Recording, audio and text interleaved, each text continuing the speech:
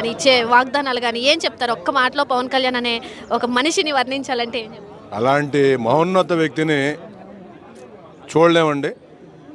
మా జనరేషన్లో అలాంటి మహోన్నత వ్యక్తితో మేము జర్నీ చేయడం చాలా ఆనందదాయకం. మీ అందరికీ తెలిసిన విషయమే. పవన్ కళ్యాణ్ గారు మాట ఇచ్చారంటే మాట మీద నిలబడతారు. ఆ మాట కోసం ఎక్కడి దాకైనా వెళ్తారు. పవన్ కళ్యాణ్ గారు పార్టీ స్థాపించిందే ఫ్యూచర్ భవిష్యత్తు కోసం, భావితరాల భవిష్యత్తు బాగుండటం కోసం. ఆయన ఈరోజు దాకా కష్టపడి ఆయన సినిమాలు తీసి వచ్చిన ప్రతి ఒక్క రూపాయిని కూడా ఈ యొక్క రాష్ట్ర ప్రజల యొక్క సంక్షేమం కోసం ఖర్చు చేస్తూ ఉన్నారు. పవన్ కళ్యాణ్ గారు ఆ రోజు 2022లో ఇప్పటంలో సభ పెట్టడానికి మేము ప్రయత్నం చేసినప్పుడు పొలాలు ఇవ్వకుండా ఇబ్బంది పెడితే ఇక్కడ ఉన్న రైతులు ధైర్యంగా నిలబడి మాకు పొలాలు ఇవ్వటం, అక్కడ మేము సభని నిర్వహించటం, ఆ సభ గ్రాండ్ సక్సెస్ అయిన తర్వాత ఆనాటి వైసీపీ ప్రభుత్వము ఈ యొక్క ఇప్పటంలో ఉన్న ప్రజల మీద కక్ష సాధింపుతో రోడ్డు వైండింగ్ పేరుతో రెండు వైపులా ఇళ్ల నుండి కోల్దొయ్యటం ఇవన్నీ తెలిసిన విషయమే. ఆనాటి నుంచి ఇప్పటాం గ్రామం కోసం పవన్ కళ్యాణ్ గారు నిలబడే ఉన్నారు.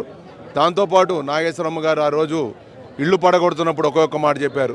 నాకు 3 కొడుకులు, ఇంకో నా పెద్ద కొడుకు పవన్ కళ్యాణ్ గారు ఏం జరిగినా కూడా ఆయనే చూసుకుంటారని చెప్పటం. ఆ చెప్పిన తర్వాత ఆయన ఈ గ్రామానికి వచ్చి పడేసిన ఇళ్ళని పర్యవేక్షించడానికి వస్తుంటే ఎన్నో అడ్డంకులు పెట్టి రానియకుండా ఆపడానికి ప్రయత్నం చేసి అయినా కూడా అన్నిటినీ దాటుకొని పవన్ కళ్యాణ్ గారు వచ్చి ఈ గ్రామాన్ని విజిట్ చేసి ఇల్లు నష్టపోయిన ప్రతి ఒక్కళ్ళకు కూడా ఒక ఇంటికి ₹1,00,000 చొప్పున ఆయన ఇవ్వటం జరిగింది. అలానే ఈరోజు వారి యొక్క ఆర్థిక పరిస్థితి బాగాలేకపోవటం, వాళ్ళ పిల్లలు చనిపోయి ఉండటం, దాంతోపాటు వాళ్ళ మనవడు అంగవైకల్యంతో ఉండటం, దాంతో పవన్ కళ్యాణ్ గారు చెలించిపోయి ఆమెను ఇక్కడికి వచ్చి కలిసి వాళ్ళ కుటుంబానికి అండగా నిలబడటానికి ఆయన డిసైడ్ చేసుకొని ఈరోజు వచ్చారు. రావటం అనేది ఇప్పటం గ్రామానికి కూడా ఒక పండగ వాతావరణంగా నెలకొంది.